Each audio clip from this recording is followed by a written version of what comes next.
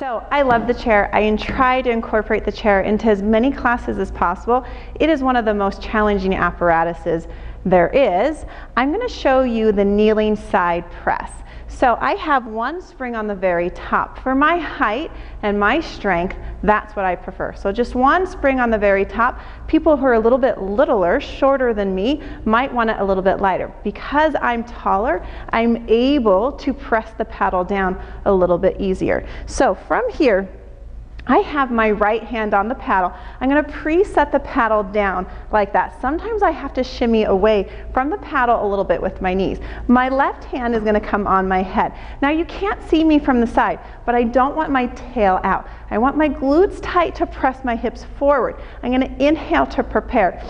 Exhale, draw the shoulder blade down, pressing the paddle down. And then I'm going to come back up. Exhale, initiate by drawing that shoulder blade down. This is a lot of lat, a lot of shoulder girdle, a little bit of oblique. Exhale down. I'm going to do 3 more.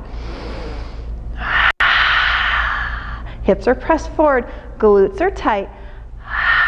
2, last one right here. Now I'm going to stay down here. I'm going to bend without allowing my shoulder to lift too much. Press it back down. Again, I initiate the press by drawing the shoulder blades down. 2 more. Last one right here. That is so much arm work and so much waist work. So now I'm going to do a similar movement, but I have to bring my spring down to number 1. So the spring that's not on, I bring that up onto number 1, and then I take the number 4 completely off. Now I scoot out just a little bit. So instead of a press, this time it's going to be a pull. I'm going to pull with my fingertips. My elbow is facing down. Shoulders are square, hips, knees, everything is square with that wall right there. Inhale for nothing. Exhale. Inhale, let the paddle return. I'm going to scoot out just a hair more. And now exhale, I draw that shoulder blade down to pull it down. We'll do about 4 more. So my fingertips are pulling down.